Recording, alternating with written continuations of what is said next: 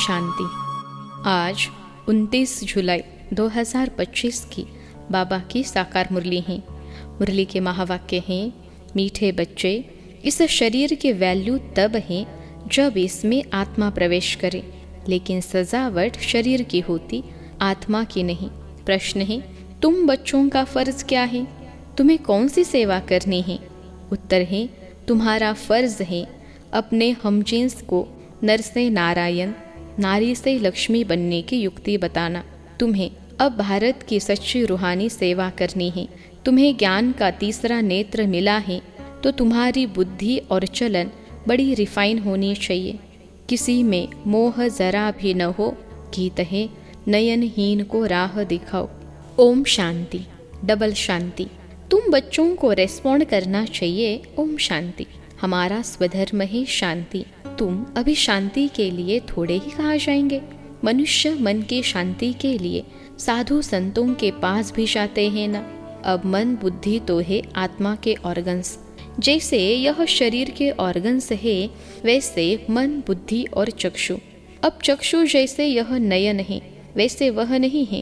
कहते हैं, हे प्रभु, नयनहीन को राह बताओ। अब प्रभु व ईश्वर कहने से वह बाप का लव नहीं आता है। बाप से तो बच्चों को वर्षा मिलता है। यहाँ तो तुम बाप के सामने बैठे हो, पढ़ते भी हो। तुमको कौन पढ़ाते हैं? तुम ऐसे नहीं कहेंगे कि परमात्मा व प्रभु पढ़ाते हैं। तुम कहेंगे शिव बाबा पढ़ाते हैं। बाबा अक्षर तो बिल्कुल सिंपल है। हे भी बाप दादा, आत्मा को आत्मा ही कहा जाता है, वैसे वह परम आत्मा है। वह कहते हैं, मैं परम आत्मा यानी परमात्मा तुम्हारा बाप हूँ। फिर मुझे परम आत्मा का ड्रामा अनुसार नाम रखा हुआ है शिव। ड्रामा में सबका नाम भी चाहिए ना। शिव का मंदिर भी है। भक्ति मार्ग वालों ने तो एक के बदले अनेक नाम रख दिए हैं और फिर ढेर के ढेर मंदिर बनाते रहते हैं।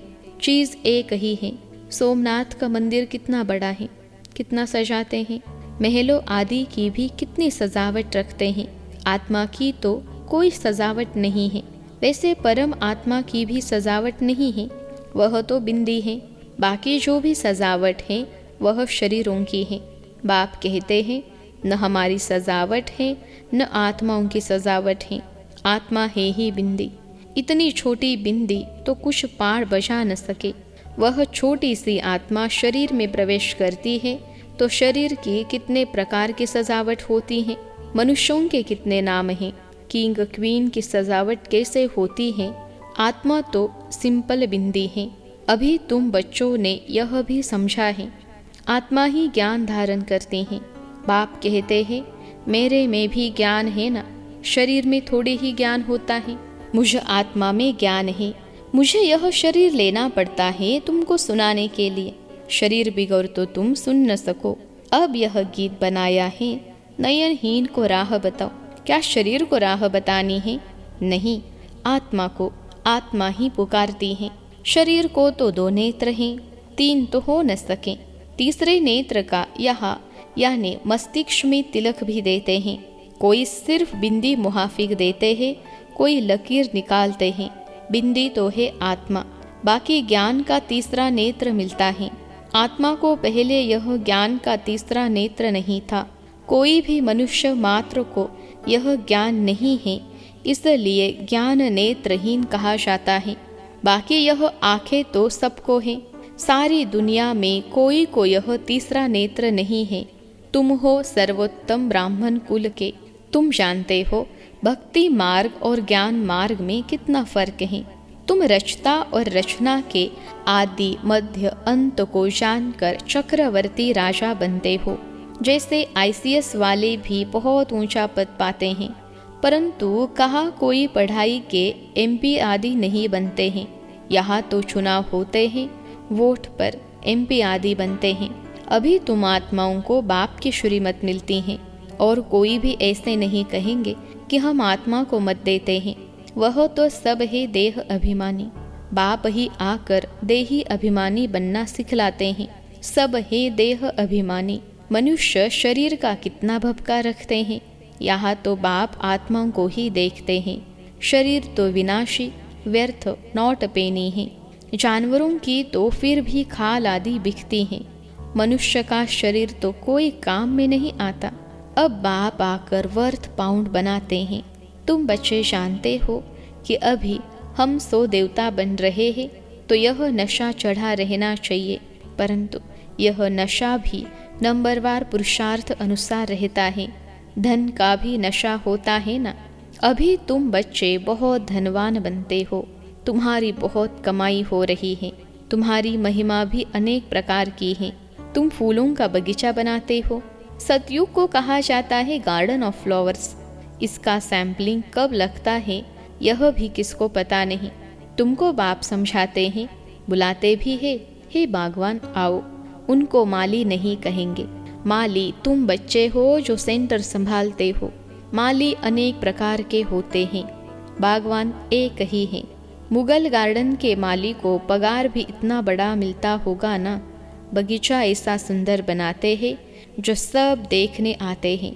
मुगल लोग बहुत शौकीन होते थे। उनकी स्त्री मरी तो ताजमहल बनाया, उनका नाम चला आता है। कितने अच्छे अच्छे यादगार बनाए हैं। तो बाप समझाते हैं मनुष्य की कितनी महिमा होती है। मनुष्य तो मनुष्य ही है। लड़ाई में ढेर के ढेर मनुष्य मरते हैं, फिर क्या करते हैं? घासलेट पेट्रोल डाल खलास कर देते हैं। कोई तो ऐसे ही पड़े रहते हैं, दफन थोड़े ही करते हैं, कुछ भी मान नहीं। तो अब तुम बच्चों को कितना नारायणी नशा चढ़ना चाहिए। यह है विश्व के मालिक बने का नशा। सत्यनारायण की कथा है तो जरूर नारायण ही बनेंगे। आत्मा को ज्ञान का तीसरा नेत्र मिलता है, देने वाला है बाप। तीसरी की कथा भी है। इन सब का अर्थ बाप बैठ समझाते हैं। कथा सुनाने वाले कुछ भी नहीं जानते, अमर कथा भी सुनाते हैं। अब अमरनाथ पर कहाँ दूर दूर जाते हैं। बाप तो यहाँ आकर सुनाते हैं, ऊपर तो सुनाते नहीं हैं। वहाँ थोड़े ही पार्वती को बैठ अमर कथा सुनाई। यह कथाएं आदि जो बनाई है यह भी ड्रामा में नोंद है, फिर भी होगा। बाप बैठ तुम बच्चों को भक्ति और ज्ञान का कॉन्ट्रास्ट बताते हैं। अभी तुमको ज्ञान का तीसरा नेत्र मिला है। कहते हैं ना, हे प्रभु अंधों को राह बताओ। भक्ति मार्ग में पुकारते हैं, बाप आकर तीसरा नेत्र देते हैं, जिसका कोई को पता नहीं है सिवाय तुम्हारे। ज्ञान का तीसरा नेत्र नहीं है तो कहेंगे चूचा धुंधकारी। आंखें भी कोई की कैसी होती है ना। कोई की बहुत शोभवान आंखें होती हैं, फिर उस पर इनाम भी मिलता है, फिर नाम रखते हैं मिस इंडिया, मिस फलानी। तुम बच्चों को अब बाप क्या से क्या बनाते हैं। वहाँ तो नेचुरल ब्यूटी रहती है। श्री कृष्ण की इतनी महिमा क्यों है? क्योंकि सबसे शास्त्री ब्यूटीफुल बनते हैं। नंबर 1 में कर्मातीत अवस्था को पाते हैं, इसलिए नंबर 1 में गायन है। यह भी बाप बैठ समझाते हैं। बाप बार बार कहते हैं, बच्चे मन मना भव। हे आत्माएं, अपने बाप को याद करो। बच्चों में भी नंबर वार तो है ना। लौकिक बाप को भी समझो 5 बच्चे हैं, उनमें जो बहुत सयाना होगा उनको नंबर 1 रखेंगे। माला का दाना हुआ ना, कहेंगे यह दूसरा नंबर है, यह तीसरा नंबर है। एक जैसे कभी नहीं होते हैं। बाप का प्यार भी नंबरवार होता है। वह है हद की बात, यह है बेहद की बात। जिन बच्चों को ज्ञान का तीसरा नेत्र मिला है उनकी बुद्धि और चलन आदि बड़ी रिफाइन होती हैं। एक किंग ऑफ फ्लावर होता है तो यह Brahma Saraswati king queen flower ठहरे। ज्ञान और याद दोनों में तीखे हैं। तुम जानते हो हम देवता बनते हैं, मुख्य 8 रत्न बनते हैं।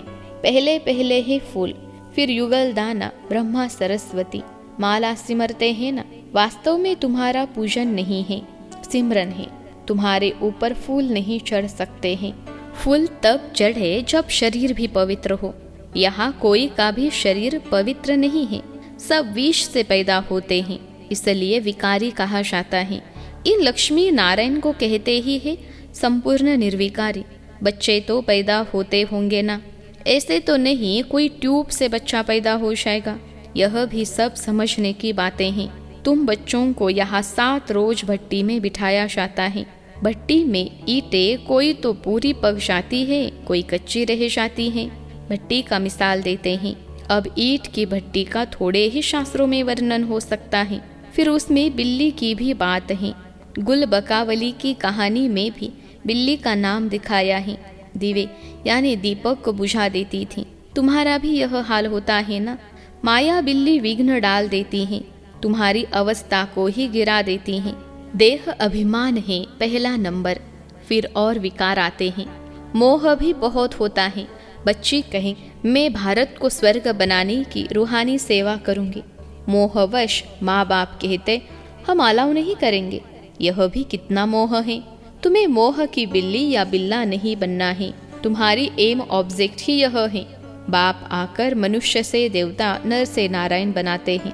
तुम्हारा भी फर्ज है अपने हमजिन्स की सेवा करना, भारत की सर्विस करना। तुम जानते हो हम क्या थे, क्या बन गए हैं। अब फिर पुरुषार्थ करो राजाओं का राजा बनने के लिए।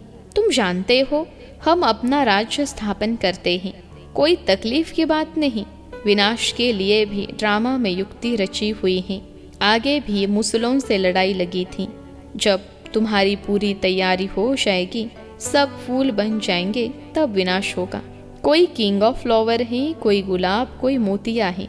हर एक अपने को अच्छी रीति समझ सकते हैं कि हम अक है व फूल हैं। बहुत है जिनको ज्ञान की कुछ धारणा नहीं होती है। नंबरवार तो बनेंगे ना, या तो बिल्कुल हाईएस्ट या तो बिल्कुल लोएस्ट। राजधानी यहाँ ही बनती हैं। शास्त्रों में तो दिखाया है पांडव गल मरे, फिर क्या हुआ कुछ भी पता नहीं। कथाएं तो बहुत बनाई हैं, ऐसी कोई बात है नहीं। अभी तुम बच्चे कितने स्वच्छ बुद्धि बनते हो। बाबा तुमको बहुत प्रकार से समझाते रहते हैं, कितना सहज है। सिर्फ बाप को और वर्षे को याद करना है। बाप कहते हैं मैं ही पतित पावन हूँ। तुम्हारी आत्मा और शरीर दोनों पतित हैं, अब पावन बनना है। आत्मा पवित्र बनती है तो शरीर भी पवित्र बनता है। अभी तुमको बहुत मेहनत करनी है। बाप कहते हैं बच्चे बहुत कमज़ोर हैं, याद भूल जाती हैं। बाबा खुद अपना अनुभव बताते हैं, भोजन पर याद करता हूँ। शिव बाबा हमको खिलाते हैं, फिर भूल जाते हैं, फिर स्मृति में आता है। तुम्हारे में भी नंबरवार पुरुषार्थ अनुसार है। कोई तो बंधन मुक्त होते हुए भी फिर फंस मरते हैं। धर्म के भी बच्चे बना देते हैं। अभी तुम बच्चों को ज्ञान का तीसरा नेत्र देने वाला बाप मिला हुआ है। इनको फिर नाम दिया है तीसरी की कथा, अर्थात तीसरा नेत्र मिलने की कथा। अब तुम नास्तिक से आस्तिक बनते हो। बच्चे जानते हैं बाप बिंदी है, ज्ञान का सागर है। वह तो कह देते आत्मा नाम रूप से न्यारा है। अरे ज्ञान का सागर तो जरूर ज्ञान सुनाने वाला होगा ना। इनका रूप भी लिंग दिखाते हैं, फिर उनको नाम रूप से न्यारा कैसे कहते। सैकड़ों नाम रख दिए हैं। बच्चों की बुद्धि में यह सारा ज्ञान अच्छी रीति रहना चाहिए। कहते भी हैं परमात्मा ज्ञान का सागर है। सारा जंगल कलम बनाओ तो भी अंत नहीं हो सकता है। अच्छा, मीठे मीठे सिखिलते बच्चों प्रति माता पिता बाप दादा का याद प्यार और गुड मॉर्निंग। रूहानी बाप की रूहानी बच्चों को नमस्ते। हम रूहानी बच्चों की सिखिलते रूहानी माता पिता बाप दादा को याद प्यार, गुड मॉर्निंग और नमस्ते बाबा नमस्ते। धारणा के लिए मुख्य सार पहली पॉइंट है, अभी हम बाप द्वारा वर्थ पाउंड बने हैं। हम सो देवता बनने वाले हैं। इसी नारायणी नशे में रहना है। बंधन मुक्त बन सेवा करनी है, बंधनों में फंसना नहीं है। दूसरी पॉइंट है ज्ञान योग में तीखे बन मात पिता समान किंग ऑफ फ्लावर बनना है और अपने हमजिन्स की भी सेवा करनी है। आज का वरदान है अपने सर्व खजानों को अन्य आत्माओं की सेवा में लगाकर सहयोगी बनाने वाले सहज योगी भव। अपने सर्व खजानों को अन्य आत्माओं की सेवा में लगाकर सहयोगी बनने वाले सहज योगी भव। विश्लेषण है सहज योगी बनने का साधन है सदा अपने को संकल्प द्वारा, वाणी द्वारा और हर कार्य द्वारा विश्व की सर्व आत्माओं के प्रति सेवाधारी समझ सेवा में ही सब कुछ लगाना। जो भी ब्राह्मण जीवन में शक्तियों का, गुणों का, ज्ञान का व श्रेष्ठ कमाई के समय का खजाना बाप द्वारा प्राप्त हुआ है वह सेवा में लगाओ, अर्थात सहयोगी बनो, तो सहज योगी बन ही जाएंगे। लेकिन सहयोगी वही बन सकते हैं जो संपन्न है। सहयोगी बनना अर्थात महादानी बनना। आज का स्लोगन है, बेहद के वैरागी बनो तो आकर्षण के सब संस्कार सहज ही खत्म हो जाएंगे। बेहद के वैरागी बनो तो आकर्षण के सब संस्कार सहज ही खत्म हो जाएंगे। अव्यक्त इशारे। संकल्पों की शक्ति जमा कर श्रेष्ठ सेवा के निमित्त बनो। जैसे अपने स्थूल कार्य के प्रोग्राम को दिनचर्या प्रमाण सेट करते हो, ऐसे अपनी मनसा समर्थ स्थिति का प्रोग्राम सेट करो तो संकल्प शक्ति जमा होती जाएगी। अपने मन को समर्थ संकल्पों में बिजी रखेंगे तो मन को अपसेट होने का समय ही नहीं मिलेगा। मन सदा सेट अर्थात एकाग्र है तो स्वतः अच्छे वाइब्रेशन फैलते हैं, सेवा होती है। अच्छा, ओम शांति।